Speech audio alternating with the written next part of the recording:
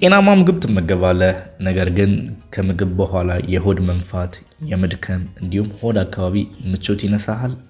ችግሩ የምትበላው ምግብ አይደለም፣ የምትበላበት መንገድ ነው። ዛሬ 5 ቀለል ያሉ ነገር ግን ኃይለኛ ጤናማ የአመጋገብ ልማዶችን ነግራችኋለሁ።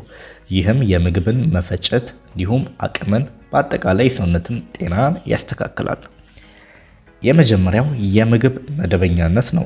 ሰውነታችን ስርዓት ይወዳል። ሁል ጊዜ በተመሳሳይ ሰዓት ለመመገብ ይሞክሩ። በጣም በጊዜ ወይም ከረፈደ በኋላ አይመገቡ። ጨጓራችን ዳይጀስቲቭ ጁስ ወይም ምግብ እንዲፈጭ የሚረዱ ኬሚካሎችን የሚያመነጨው በመደበኛነት ነው። ስለዚህ ምግብ ሲበሉ በመደበኛነት ይመገቡ።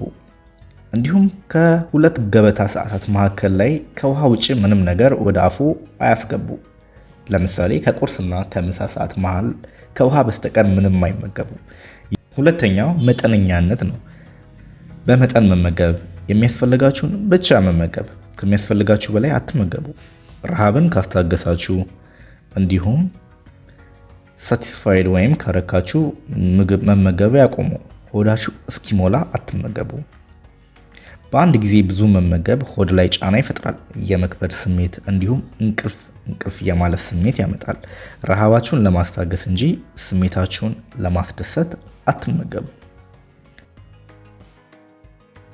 ሶስተኛው በአንድ ጉርሻ ትንሽ ምግብ ብቻ አፉ ውስጥ ያደርጉ። ትንሽ ስትጎርሱ በደንብ ታኝካላችሁ። ምግብን በአፋችሁ ውስጥ ከሚገኘው ፈሳሽ ወይም ከምራ ጋር በደንብ እንዲዋሃድ ያደርጋል። ይህም በሆድ የሚደረገውን መፈጨት ያቀለዋል።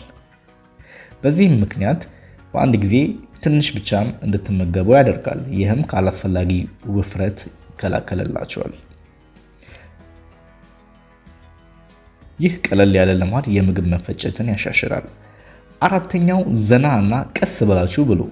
ከቸኮላችሁ፣ ከተናደዳችሁ፣ ጭንቀት ላይ ከሆናችሁ ወይም በጣም ከደከማችሁ በፍጹም አትመገቡ።